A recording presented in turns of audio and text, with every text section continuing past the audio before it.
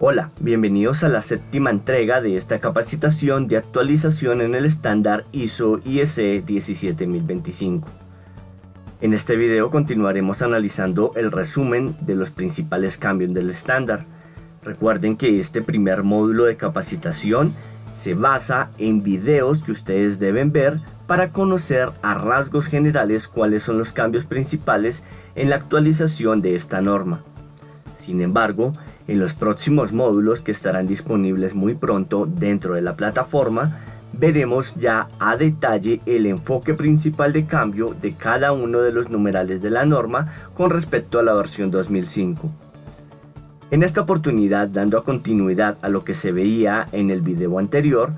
analizaremos inicialmente algunos de los conceptos que están llegando a ser actuales dentro del marco de las normas y el entendimiento de sistemas de gestión metrológico con base en lo que se presentó en el Día Mundial de la Metrología el pasado 20 de mayo en las dependencias del Centro Nacional de Metrología de México, CENAM. Quise colocar este video dentro de esta serie de videos como un valor agregado a toda esta actividad que venimos desarrollando con base precisamente a lo que en el video anterior hablábamos respecto al TAR, el TUR y la similitud entre los estándares ISO/IEC 17025 y ANSI Z540-1. De esta manera entonces empecemos este video dando atención a estos temas con el fin de que tengamos clara la visión de que no es un hecho aislado, de que se hayan actualizado esos estándares y de que se estén usando a nivel mundial, sino que vamos en una nueva mira de actualización en la cual los sistemas integrados de gestión no solamente se unen en concepto, sino que también en practicidad a la hora de realizar los servicios al cliente. De esta manera, espero que sea de su agrado también este video, esta entrega, y quedamos como siempre pendiente a sus inquietudes y preguntas. Que estén muy bien. El pasado 20 de mayo del año 2019, los metrólogos del mundo celebramos la firma del Tratado de la Convención del Metro. Además, este año era realmente emocionante e importante esta celebración debido a la redefinición de nuestro sistema internacional de unidades. Pido disculpas ya que las diapositivas que presentaré a continuación son hechas con base en las fotografías que con mi celular pude tomar en la reunión que pude asistir dentro del Centro Nacional de Metrología CENAM, que como ya conocen ustedes es el Instituto Nacional de Metrología de México. Allí encontré información bastante importante que es apropiada precisamente para el enfoque de esta capacitación de actualización en la norma ISO 17025. La presentación del Dr. Miguel Ramón Villecid Alonso, director del área de metrología dimensional del Centro Nacional de Metrología, se enfocó en la diferencia puntual que había entre los certificados de calibración y certificados de verificación del desempeño. Ya anteriormente en varios de mis videos he indicado la diferencia entre calibrar, verificar y realizar comprobación metrológica, términos que son bastante confundidos y que quizás si ustedes llegan a solicitármelo puedo compartirles los videos correspondientes a dichas capacitaciones. Sin embargo, durante la presentación que se realizó en el CENAM, notábamos que está siendo fuertemente aceptado en el mundo como alternativa el certificado de desempeño del instrumento. De hecho, parte de las personas que asistieron a este evento del 20 de mayo en celebración del Día Mundial de la Metrología en CENAM, estaban presentes algunas personas del Instituto Internacional de Estandarización, es decir, de la ISO. Y se comentaba precisamente que se está enfocando la necesidad de incluir los certificados de evaluación del desempeño instrumental dentro de estándares como ISO/IEC 17025. Esto con el fin de que el cliente pueda recibir un documento que en verdad funcione para sus necesidades y no simplemente para cumplir con un requisito declarado por un auditor o por un interventor en el caso de las auditorías de desempeño que se realizan a los clientes en procesos. Referente precisamente al certificado de desempeño del instrumento, se dice que este documento no es un certificado de calibración, sino un certificado de conformidad.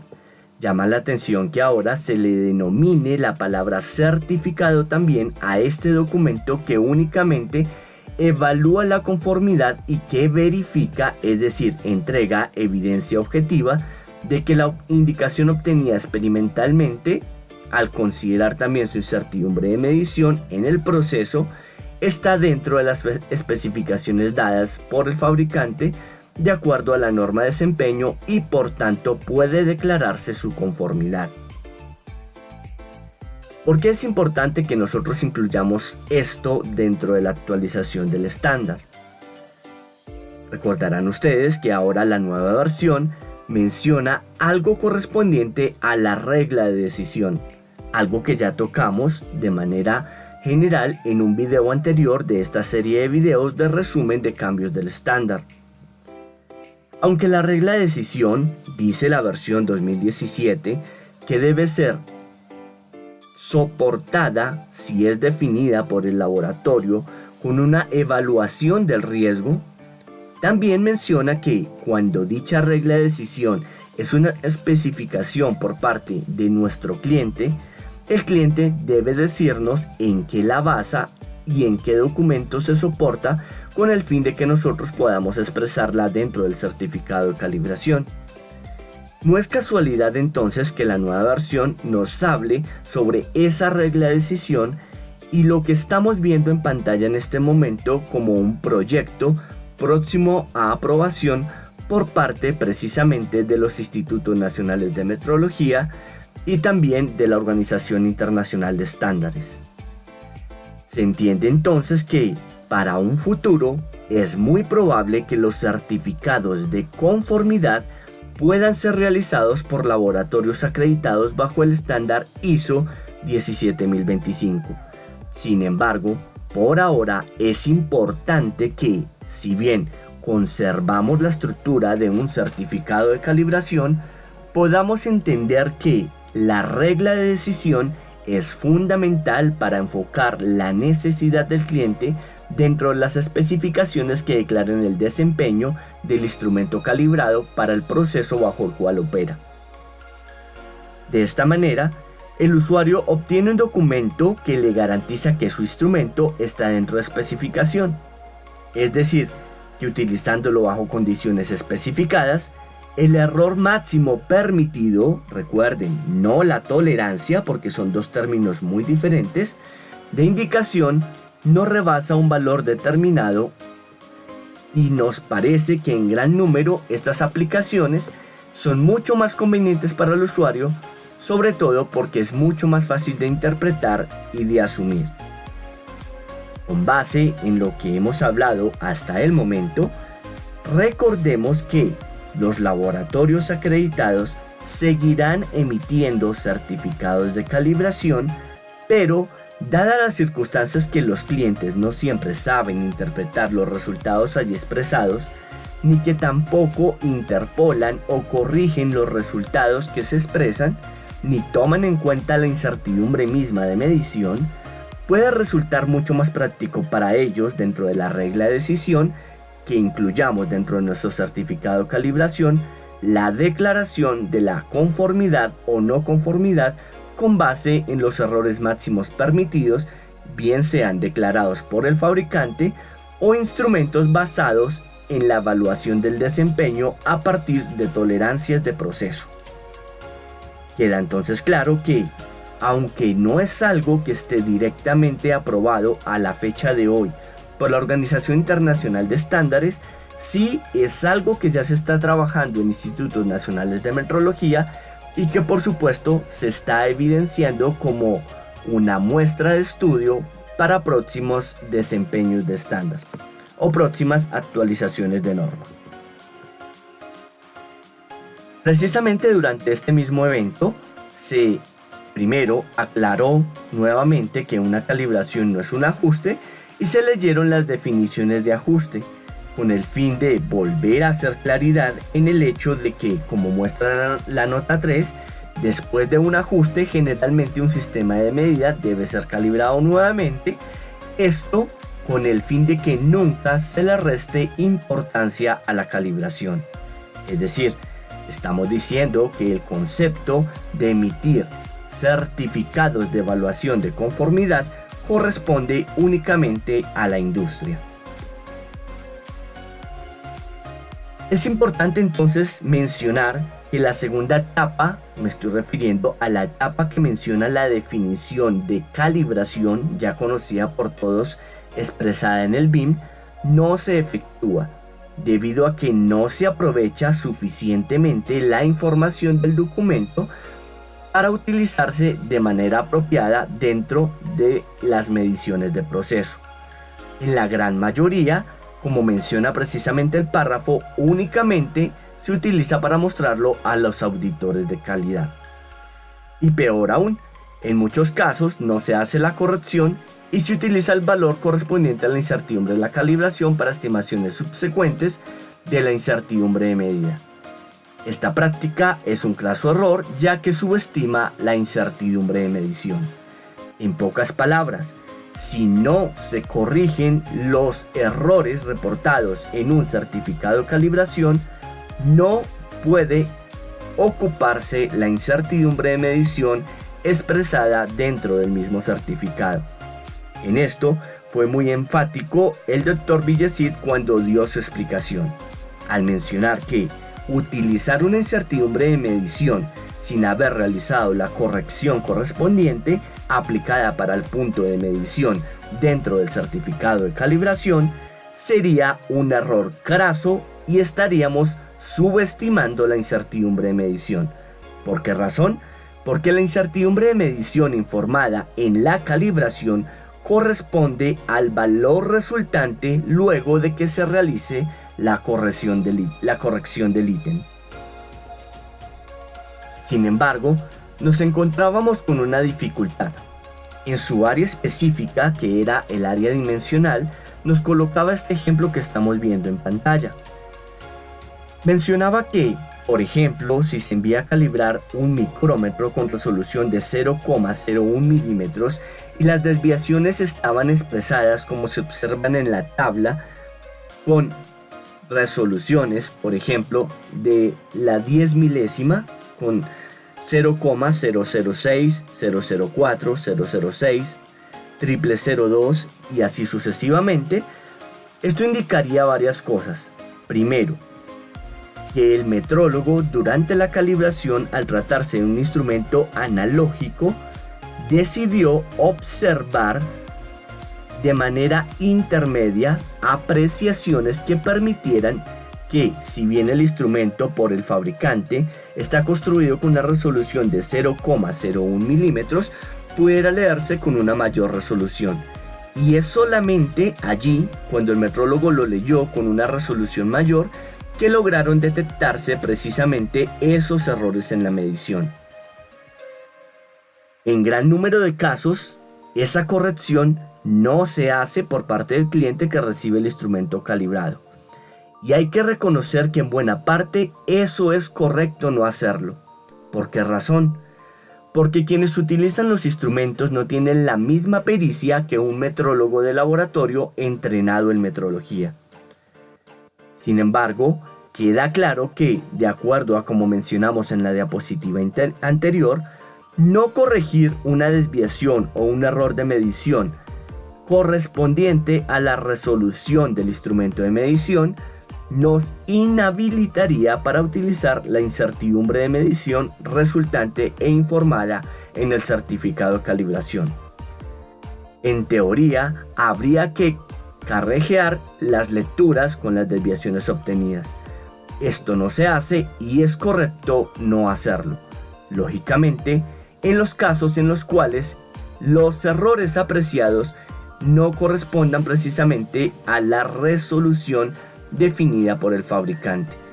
Es por esta razón que algunas políticas como la política ILAC P14 e ILAC P16 mencionan en algunos de sus apartes la necesidad de expresar apropiadamente los resultados de medición dentro de un certificado de calibración, haciendo alusión que los errores de medición deben expresarse dentro del certificado precisamente con el número de decimales de la incertidumbre de medición. Y noten que estoy diciendo decimales y no cifras significativas, porque son dos cosas totalmente diferentes. De todas maneras, en todos estos casos, la información encontrada en la primera etapa, recuerden que me estoy refiriendo a la definición de calibración, que fue la que presentó el Dr. Villesit durante su exposición, está aprovechada para corregir las lecturas del instrumento. Es decir, esta primera etapa se va a utilizar siempre que se corrijan los resultados del instrumento de varias maneras. Primero, efectuando ajustes al instrumento. Si realizamos ajustes al instrumento de manera mecánica o invasiva, significará que se requiere una calibración adicional, como leíamos ahorita en la definición de ajuste. Sin embargo, también estos ajustes pueden hacerse introduciendo factores de corrección a un software del instrumento para que corrija las indicaciones, bien sea por valores fijos o mediante linealización o alguna ecuación de comportamiento del instrumento, por ejemplo en temperatura, coeficientes de Callendar-Van Dusen, que no son otra cosa más que un polinomio que ajusta precisamente los resultados de medición del instrumento.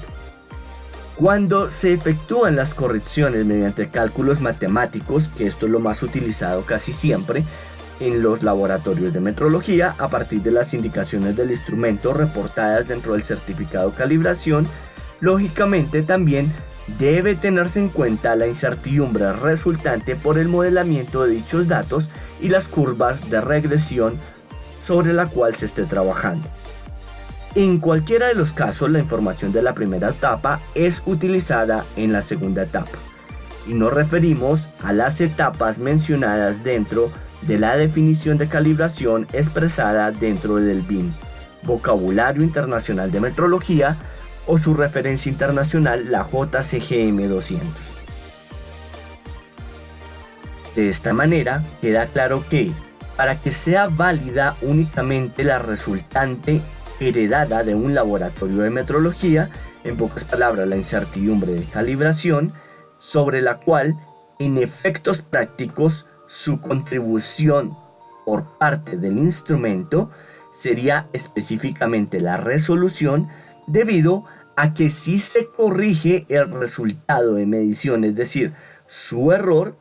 o su valor expresado menos la corrección, pues obtendríamos un valor nominal completo sobre el cual el cliente podría también declarar la conformidad o no conformidad de su sistema de medición al utilizar el instrumento que hemos calibrado. Esto, claro está, en efectos prácticos en los cuales se realice la corrección. Sin embargo, esta es la contracara sobre la cual siempre los metrólogos defenderemos la calibración sobre los resultados de una evaluación de la conformidad, que simplemente a grosso modo, de manera cualitativa, expresa si un instrumento cumple o no cumple con una especificación. Pero como mencionamos al principio del video, en ocasiones esto también para los clientes, sobre todo el sector industrial, resulta mucho más práctico que la práctica de la calibración realizando corrección punto a punto de dichos resultados. De esta manera entonces queda claro que, nuevamente, en términos de evaluación de exactitud y relación de incertidumbres entre instrumentos y patrones, es algo que queda declarado para instrumentos, equipos y trazabilidad de los equipos, conforme a varios estándares internacionales que, como vemos, se están acoplando a la nueva actualización del estándar ISO/IEC 17025. No sé cuándo entre en vigor el tema de la declaración de certificados de conformidad dentro del estándar ISO 17025, pero qué importante es que desde ya nos preparemos para ello. Esperemos que, cuando esto se haga,